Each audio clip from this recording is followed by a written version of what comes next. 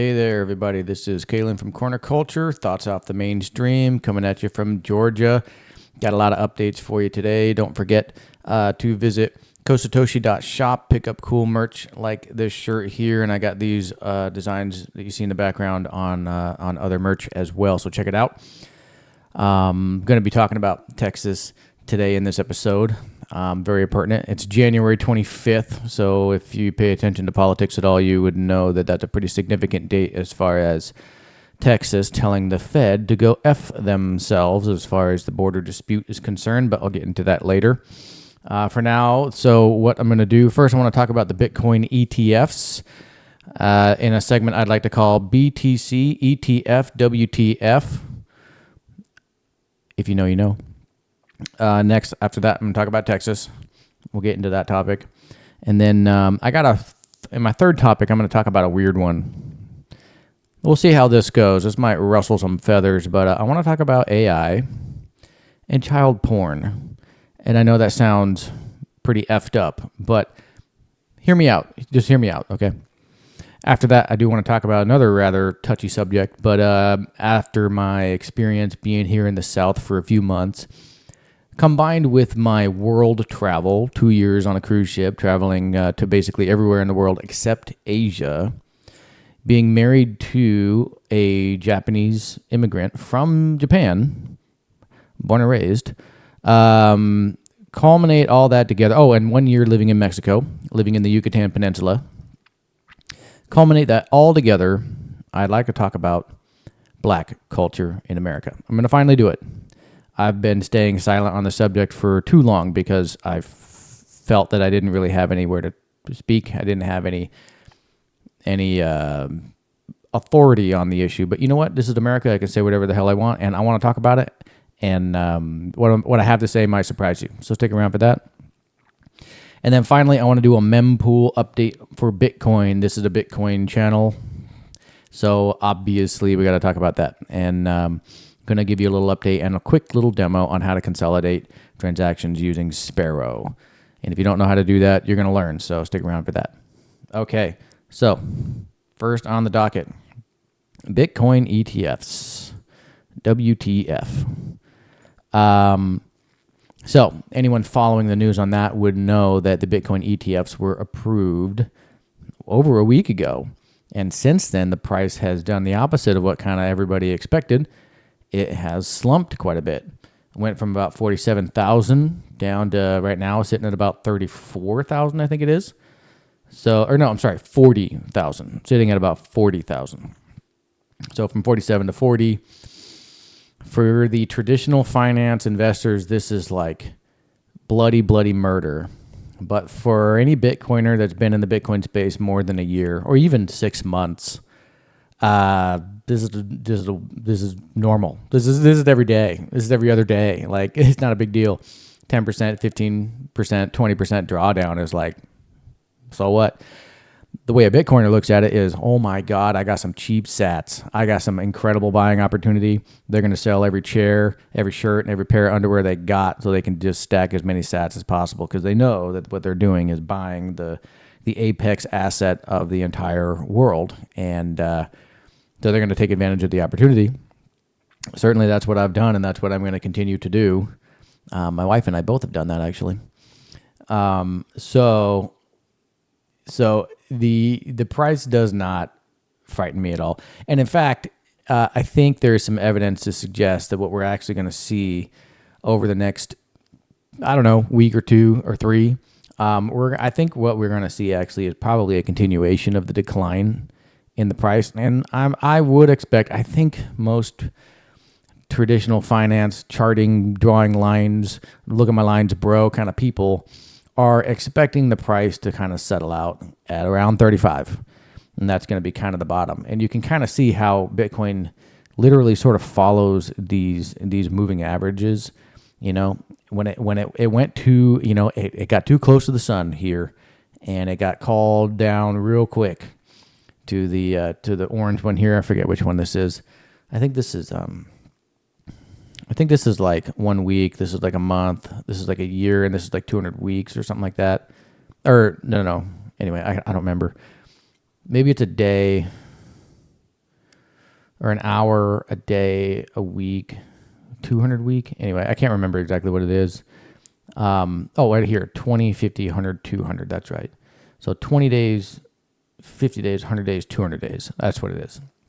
So anyway, for some reason, it does seem to follow this a lot sometimes. And so, yeah, we're expecting it really just kind of hit around here. And if you just if you draw some lines, bro, you can kind of expect that around mid-February or end of February, or what is that? No, that's mid-February. Sorry. And so that is kind of what we're expecting. And a lot of people might be thinking like, well, the ETFs got approved. Why is that? Well, while the ETFs got approved, not all the ETFs are equal, particularly Grayscale. Grayscale didn't file to have an ETF opened in the first place. They filed to convert something that they already had, and I forget exactly what it was, but it wasn't an ETF, obviously. But they converted that into a Bitcoin ETF, spot ETF. And they, at the time of conversion, had amassed over 600,000 Bitcoins, which is just freaking absurd. Just look at the other, just look at BlackRock and Fidelity, for God's sake. BlackRock and Fidelity in total assets under management, make Grayscale look like a child in a sandbox. So for whatever reason, Grayscale just had this incredible number of Bitcoins. And as you can see, from the 11th to the 22nd, 11 days, they went from 619,000 down to 552. Down here, you can see that change per day. How many at first it was an outflow of 2,000, 11,000, 13,000, 10,000, 14,000, almost 15,000, for a grand total of an outflow of 66,000. So just look at the number comparisons between Grayscale up here and then everyone else that's got a spot Bitcoin ETF. They pale in comparison. That's because this was a conversion and these were all brand new, as far as I understand it. I hope I'm correct on that. So what I think we're seeing is a natural equilibrium where eventually, over a longer period of time, we're going to see all of these sort of equilibrate to a point that's more reasonable, as opposed to a 6-digit number to a measly 5-digit number. You know what I mean? So once we hit some kind of equilibrium, who knows what it's going to be? Maybe it's going to be like, I don't know, 200,000 here and then like 150,000 and such. I think that's when you're going to kind of see the floor kind of bottom out. You're going to see the price sort of equilibrate. And I think it would make sense that would be somewhere around here. It would make sense. Not predicting the future. I'm not telling you to buy or sell or any of that stuff. I'm just telling you what I'm looking at here and what it looks like to me, what would make sense. That's looking like the middle of February is probably going to be the best buying opportunity for that moment. And then after that's what's going to be interesting.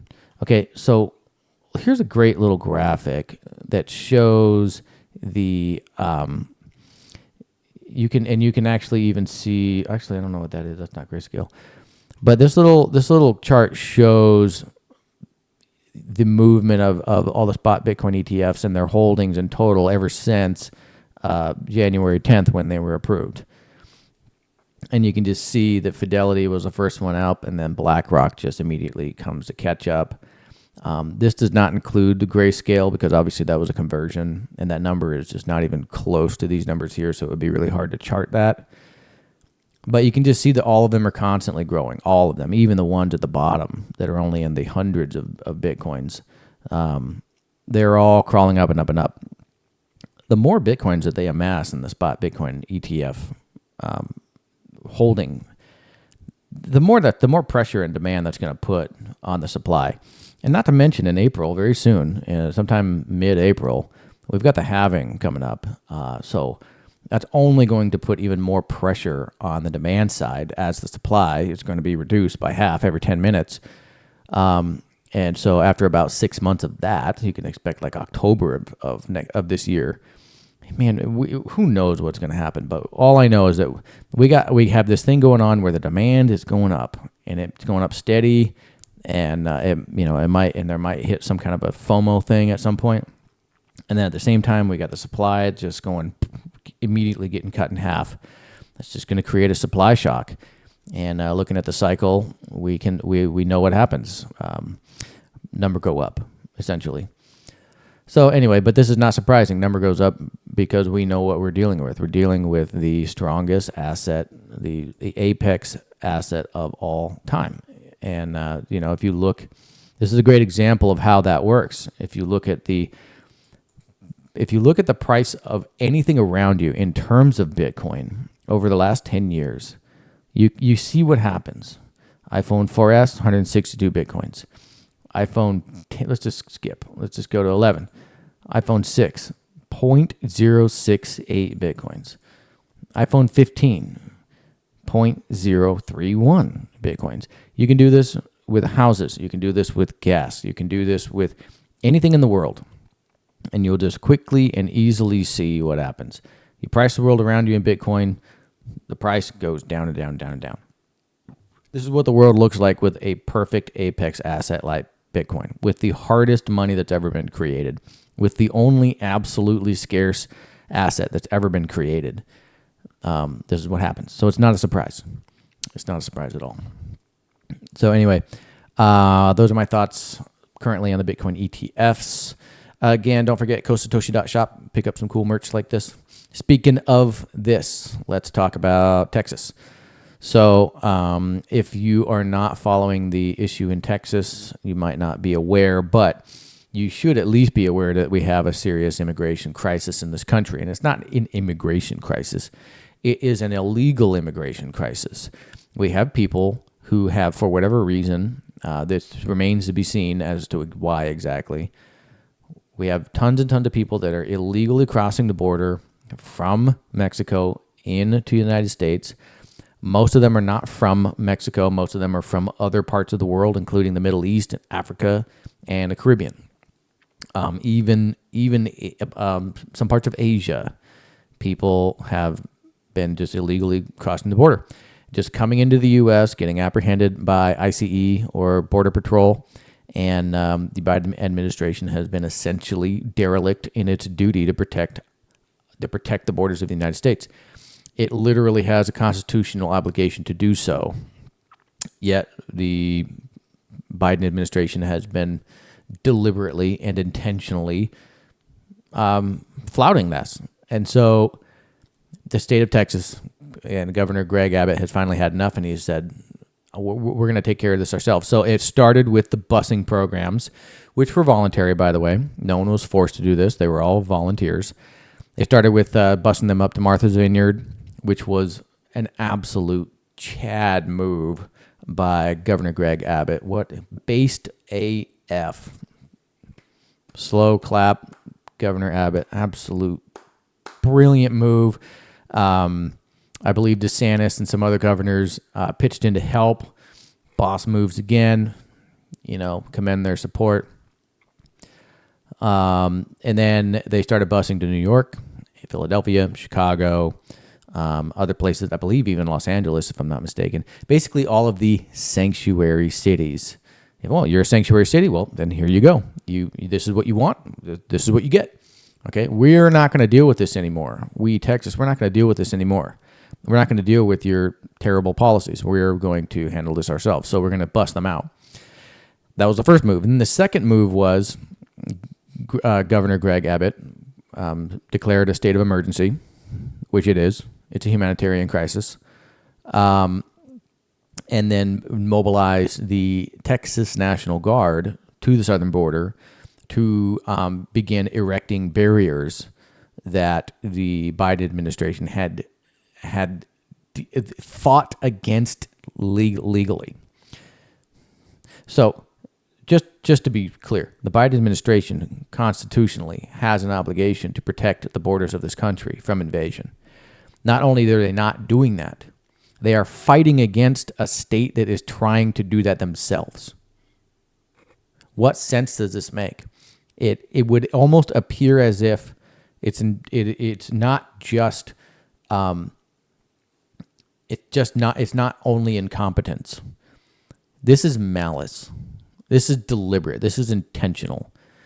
And the reasons are, we can only speculate. We don't have any evidence to know exactly why it is that they're doing this, but they clearly are.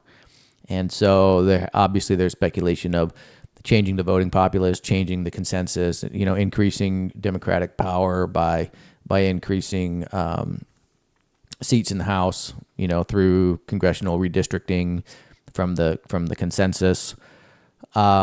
Perhaps it's just to create chaos. Maybe that's just the move. It's just the more chaos, the more ability for the state to gobble up more power. We can speculate until the cows come home on why, but we don't know why. We just know that it is happening. We know that it's unconstitutional. We know it's also inhumane. It's also inhumane.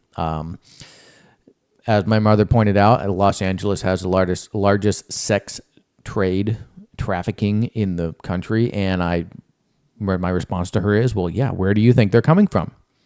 Colorado? Where do you think those kids in the sex slave trade of Los Angeles are from? You think they're from fucking Canada? Do you think they're from Florida? Where do you think they're from? Obviously, they are from this crisis. This is the only situation in which someone can be in the United States and enter into a sex trade and be completely unknown, be completely undocumented, and completely off the radar of the authorities as someone who is missing and potentially in a sex trafficking ring. This is the only way in which it's possible. So, this is why I am so angry and I'm irate with liberals in America, because for the party of this country who claims to be on the side of humanitarian, claims to be on the side of morality and ethics, have none when it comes to this issue, or they are deliberately ignoring it and holding two completely opposite views in their head at the same time, which, as I've learned in my experience, I've shared on this show, they do with everything. And I know this firsthand as well. I remember what it was like to hold conflicting views in my brain all the time, and how I would feel them, and actually I would literally feel them clash against each other in my brain, and I would find ways to think my way out of it, because, well, that's what intelligence does. It just justifies your way out of some of the most inhumane things imaginable. And so that's what's happening here. So anyway, the Supreme Court of the United States basically a couple days ago ruled that the state of Texas could not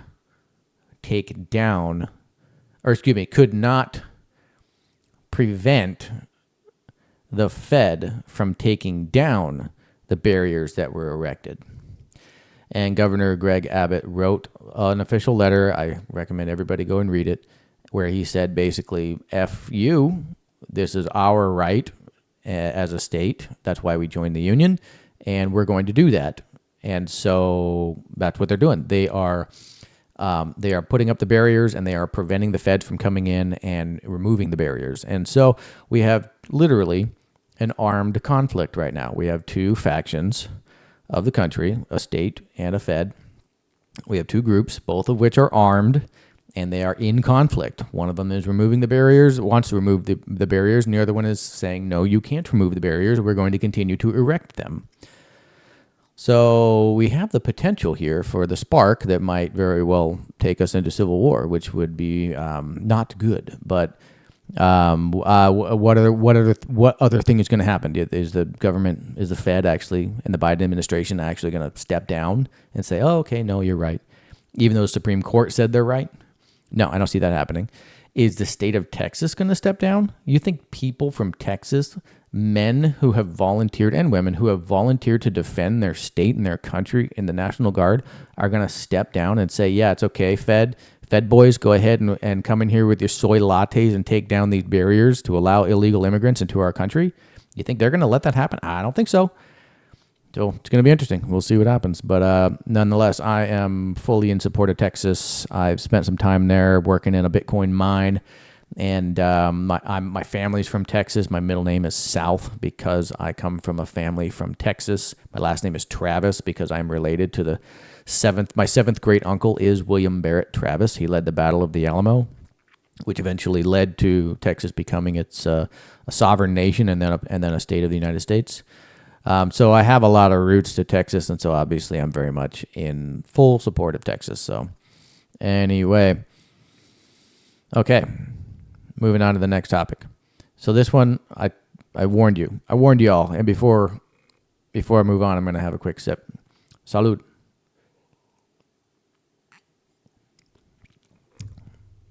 I warned you all. This is a weird topic. AI and child porn. My wife and I went and saw Sound of Freedom a couple months ago. Great movie. Really enjoyed it. Great message. Really well done. Acting was great. Writing was great. Cinematography was great. You know, it was heart-wrenching, and, you know, it's based on a true story, supposedly. And even if it's not, we know that it happened all the time. The movie opened up with a lot of real camera footage of kids being abducted. So you know it's not fake, you know, even though it's a movie. Like, you know this is really happening. And it just got me thinking, you know. It just got me thinking. This was a few months ago, so this was also when AI imagery was really sort of exploding. And it just got me thinking, you know, for people who are pedophiles, you know, what do you do? What do you do with someone who has this inclination, this attraction to prepubescent boys and girls, you know? And I look at the three stages of someone like that satisfying their sexual urges, however disgusting and grotesque and just repulsive that may be. They have three choices. You know, they can do what a lot of us do sometimes, masturbate to porn. You know, satisfy that urge. Or they can go get the real thing, you know, and there's two ways to get the real thing. Obviously, they could dip into the black market, which, you know, I would liken to somewhat of like a prostitution thing, because I think it's worse than that. I think sex slave would be a more accurate way to put it.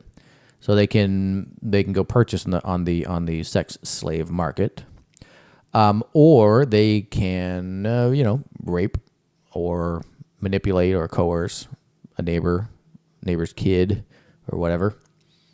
So the last two of which I mentioned are absolutely horrific, of course. So, but let's assume that those are off the table. Let's assume that the cost of doing so, the risk of doing so, is just too great. So that only leaves the porn situation. All right. Okay. So before AI, in order to acquire porn of children, you would have to actually, you know, take pictures or videos of them, as disgusting as this is to even discuss, which would, you know, utterly victimize and traumatize a person, a living human being. And that's, you know, beyond immoral and unethical and everything else. But where's the victim if it's AI? Where's the victim in that situation? My thought on this immediately is like, well, maybe this is actually something that could work. Maybe this is something that actually could help the situation.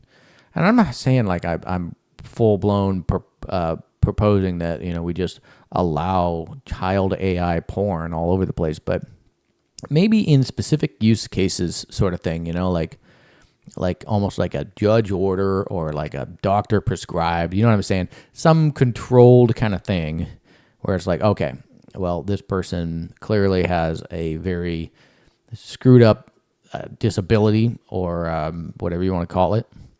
And here's the prescription. Here's what we have to do to deal with it, you know, to ensure that they don't become a problem. It was kind of an interesting thought. I don't know. I'm curious to see what anybody else thinks of it.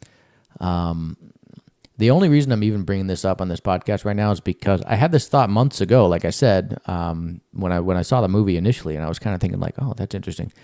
And I didn't bring it up on the podcast. I didn't talk about it. But then recently I had a buddy, coworker, who randomly in conversation at work one day brought it up, and I was like, oh man, I had that same thought. That's interesting. So I thought, you know what? Now that somebody else had the same idea or the same realization that I did, maybe I ought to bring that up. I'm just curious what other people think. So let me know what you think. I want to know. Please leave a comment in the comment below. Let me know what you think. That's all I'm going to say about that. It's a touchy subject, so I don't want to go too far into it. Okay. Another sip. Skål.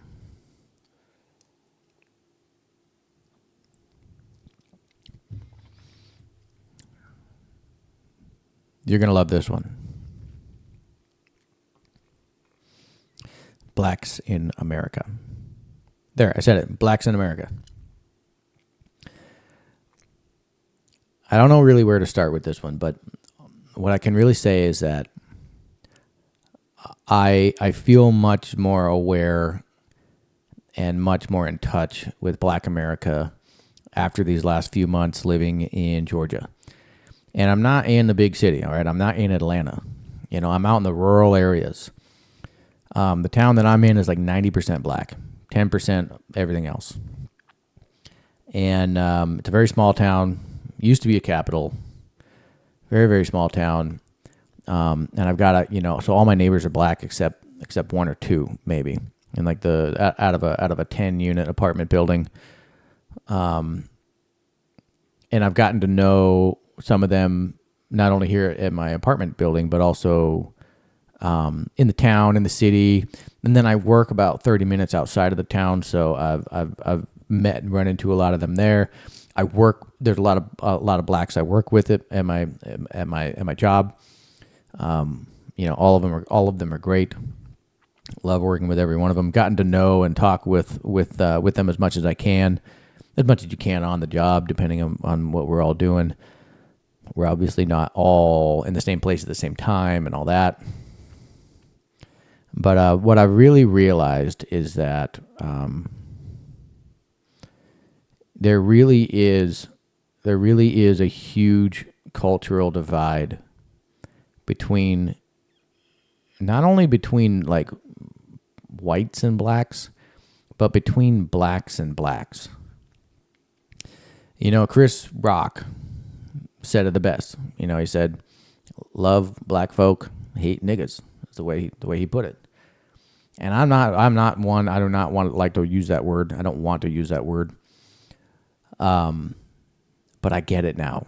I understand it much more clearly now. It's no different than white trash. All right, I grew up in Idaho. Idaho is a very white state. When you see a black person in Idaho, most people are like, because it's not because they're racist, but because it's just something you don't see almost ever. And so when you do see it one day, you're just like, whoa, you haven't seen somebody with skin that dark. It's very rare. At least it was at the time I was in Boise, which was 80s, 90s, and 2000s. It was just rare. And I think it generally still is rare, but it's probably more common now than it was back when I was there. Because of the college and because just, other factors as well. But, so it's extremely white up there. Extremely, extremely white. That doesn't mean that there weren't poor people in Idaho. One of the grodiest, grimiest, trashiest places I've ever seen in my life, and I've traveled the goddamn world, is Garden City, Idaho.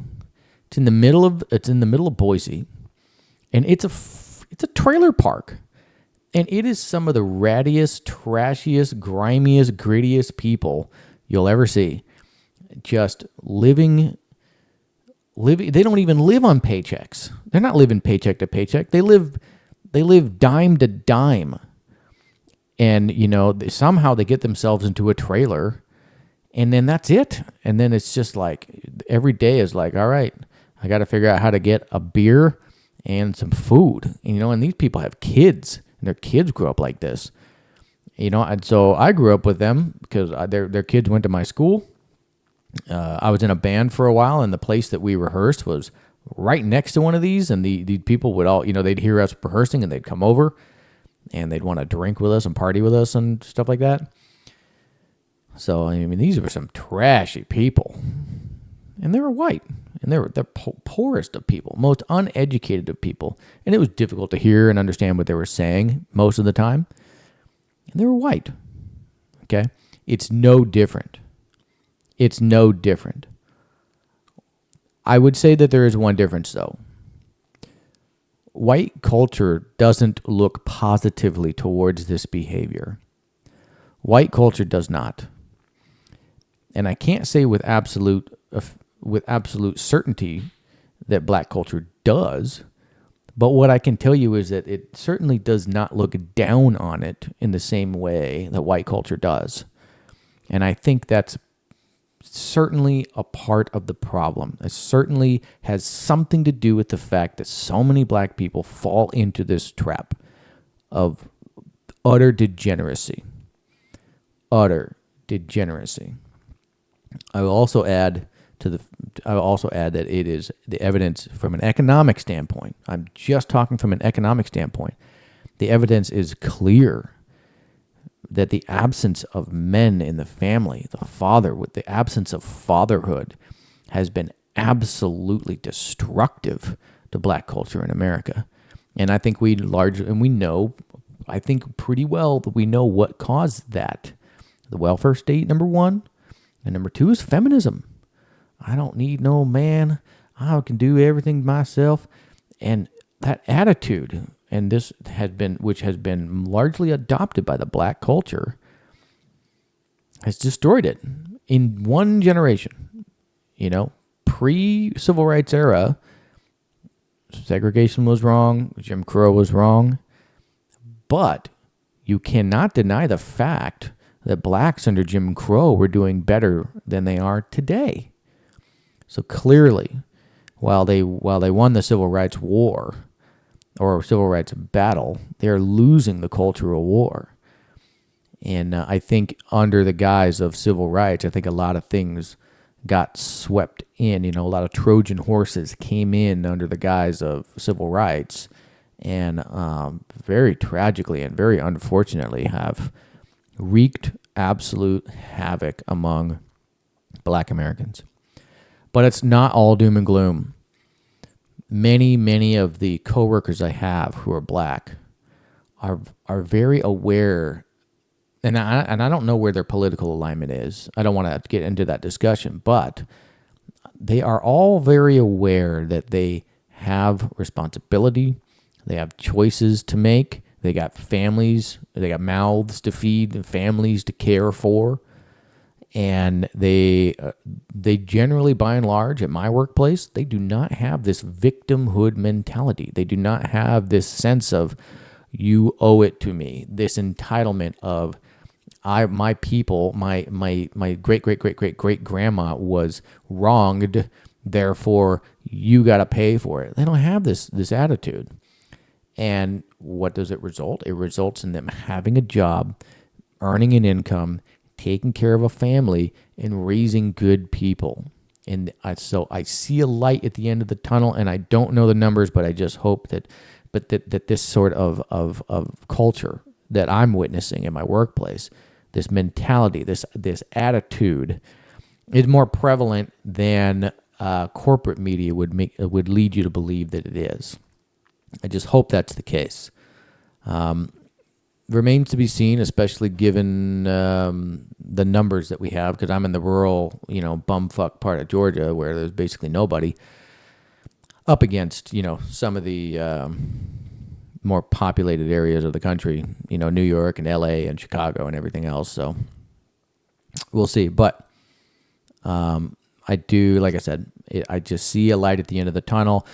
Also, with the numbers of blacks and other minority groups in support, like growing increased support of Donald Trump, for that kind of a policy, that kind of a politics of individual responsibility, get out there and start a business, like that kind of thing. there's a light at the end of the tunnel. And so that's what I'm really hoping for. I'm really hoping that this is just a dark chapter in Black American history, and that chapter is nearing an end. And soon, hopefully soon, they will as a group of people, wide, diverse group of people, will by and large start to climb themselves out of this rut, this 20th century rut that was unfortunately carved out for them by other people, namely white liberals and Democrats. So anyway, okay. That's my thoughts on Black America. I'm sure I have more thoughts, but that's enough for now. Okay, one last thing. Let's make sure I didn't skip anything. You know, one thing I did want to talk about briefly was the Argentinian President Milei made a great speech at the World Economic Forum earlier this week. I think it was early this week. And it was absolutely fantastic. There is a video, an AI-produced video of Milei, translated from Spanish into English, using his voice as the voice that's spoken in English, and the AI even modified his mouth and lip movements to appear like he's speaking English. It's fantastic. I have confirmed that that the translation is correct, not 100%, but little snippets here and there by comparing the World Economic Forum live translator, a separate AI translation, and additionally, I've got a buddy who speaks Spanish. He actually edits my videos for this channel, and I asked him, "Is this translation correct?" He told me, "Yes, it is correct." So the speech is 100% correct. I'm going to put the link in the description below because I would recommend everybody watch this speech. I think this is the greatest speech from a politician in my lifetime. I really believe that. And I just want to read you a few quotes from the speech. I'm not going to read the whole thing, but I want to give you a few really, really good ones. Here's one. Milei says, to the World Economic Forum, today I am here to tell you that the Western world is in danger. And it's in danger because those who are supposed to defend the values of the West are co-opted by a vision of the world that inexorably leads to socialism and therefore to poverty. Chef's kiss, absolutely brilliant. Here's another great one. We are here to tell you that collectivist experiments are never the solution to the problems that afflict the citizens of the world. Rather, they are the root cause. Absolutely brilliant. Here's another one. On the pretext of the supposed market failures, regulations are introduced which only create distortions in the price system, preventing economic calculation, and therefore also prevent savings, investment, and growth. It's amazing. So anyway, there are so many great quotes from this speech. Again, link in the description below. Please watch this video. It's 20 minutes. It's a 20-minute speech, but it's absolutely incredible. Please watch it. It's amazing. Okay. Next, let's get to a Mempool update. Okay, ladies and gentlemen, if you do not know what UTXO consolidation is, you absolutely need to know. So let's do a quick overview. Now, I do have a previous video where I explain what Mempool is, and Mempool is what you see right now. This is basically a Bitcoin dashboard created by an absolute effing boss genius, goes on Twitter by the name of Mononaut. Created this and many other tools as well, where you can monitor the blockchain live. So this is really great. So this is the pending block. These are all blocks that have been confirmed. These are all pending blocks. This is the most recent pending, the most soon to be added block. And these are all the transactions that have been broadcast requesting to be added to the block. And in them, you can see the details of each transaction, and the size of the blocks indicates how much data the block consumes. the more UTXOs you have, the more data is needed to process your transaction. These little itty bitty blocks right here, probably just one UTXO. These medium small blocks, probably 2 to 3 UTXOs. These medium-sized blocks, maybe 4 to 10 UTXOs, something like that. And then these gigantoid blocks, these are probably exchanges that are consolidating transactions or other things. And you can see in this one block, the network fee alone is $1,230 or 3 million sats, because that is how much data this transaction needs in order to be processed.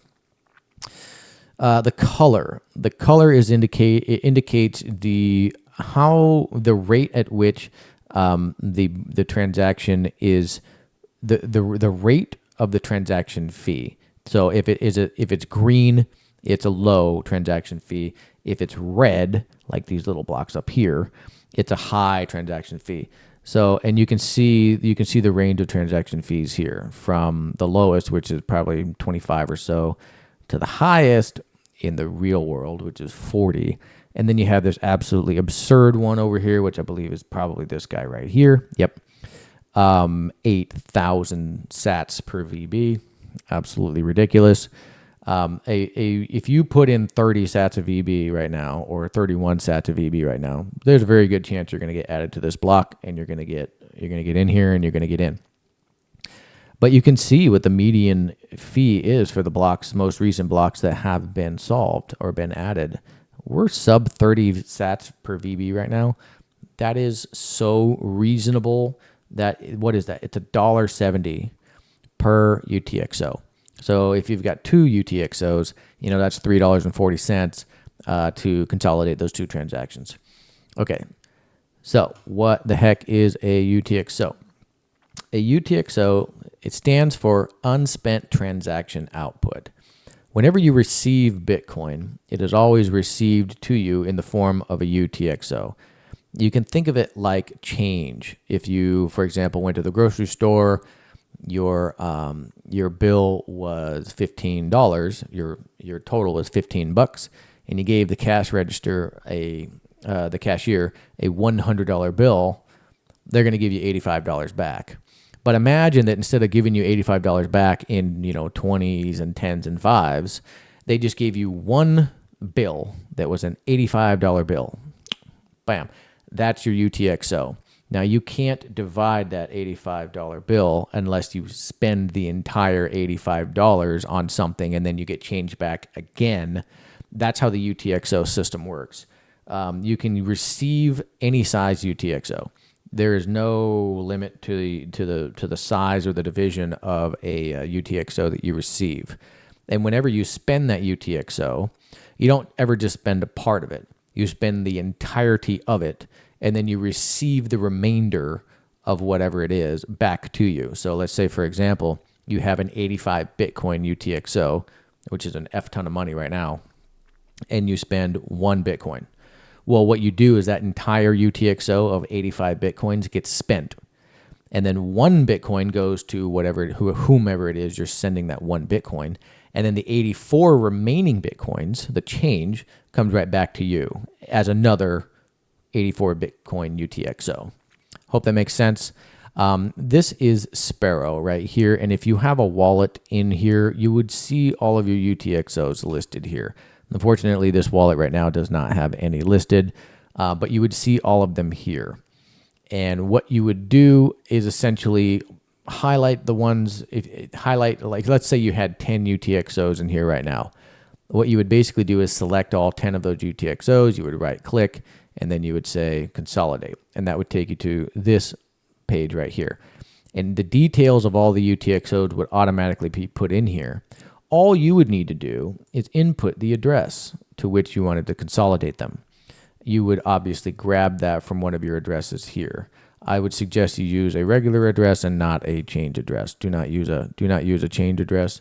Use a receive address. And you can use any one that you want. And then what you can do, which is so great about Sparrow, is that you can label it. And so you can be like, you know what, I'm going to use this address right here. I'm going to name it consolidation. So let's copy this address. And then you would end up right here. You would just simply paste that in. Boom. and then you would label it again. Now you're labeling the transaction, not the wallet. So you would label it consolidation. This would already be filled out because you would have selected all of those transactions. It would already add them up. But you could just hit max if you wanted to. And then what is so great here is that you have a choice when it comes to the fee. This is the fee section. You have a choice. Do you want to go by the size of the fee based on the mempool activity, or do you want to target a block? Like, for example, if I need this transaction in the next block with absolutely I need it in the next block, I can't wait any longer, you can do it this way. And what Sparrow is telling you right now is if you do 24 sats of VB, you've got a good chance of being in the first block. But if you don't need it in the first block, let's say you're like, yeah, it's fine, I can wait a day. It doesn't have to be today. Then the fee will adjust accordingly. Sparrow will do the calculation for you. Right now, when I did that, the fee didn't change because the way the blockchain is set up right now, or the way that the mempool is functioning right now, 24 sats of EB is probably a good chance of getting into the next one. You can see right here, 28, 24, 23, 27, 23. 24 sats of EB for a small transaction, probably going to get in there. Probably not going to be an issue. But if you want to be absolutely certain, of course, you can manually enter in however many sats per VB you want. So for example, let's just say I want to be really sure. I'm going to put in 50 because I'm noticing that 50 is the one that's right here below this absolutely absurd one, but it's on the high end of the normal range of fees. So I'll put in 50 sats of VB.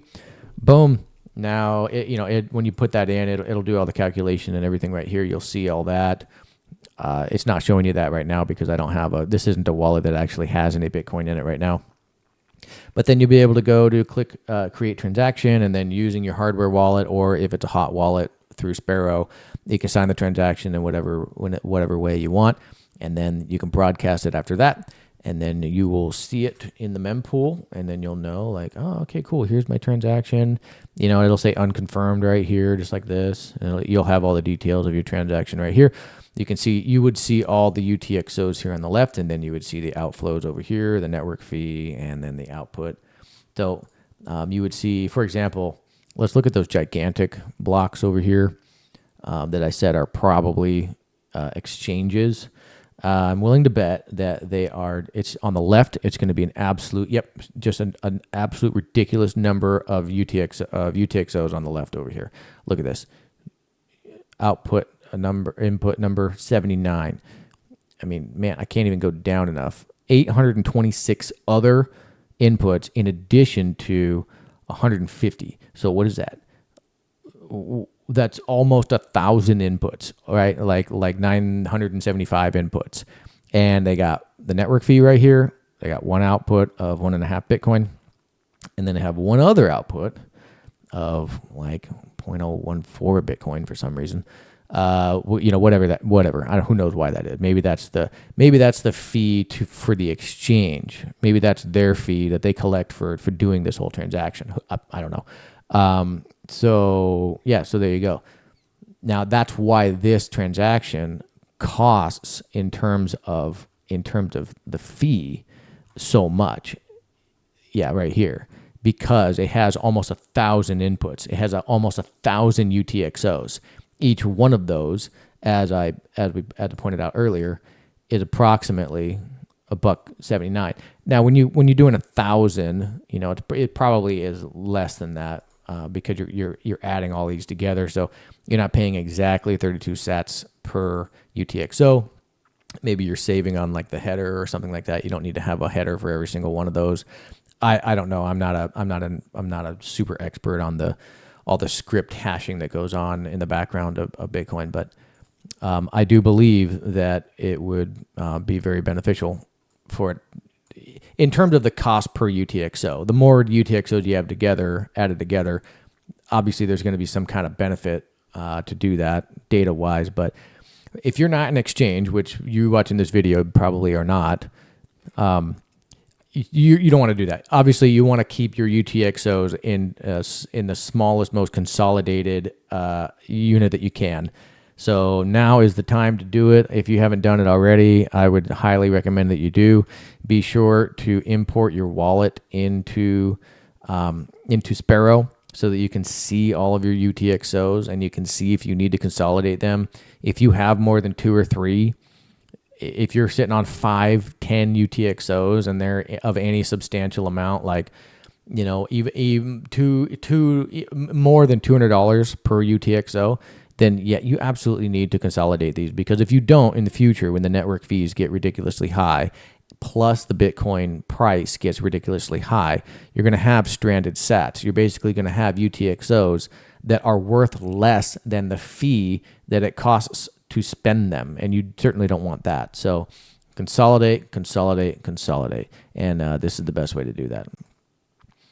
Okay, so that's the Mempool update with a quick little tutorial on consolidating UTXOs with Sparrow.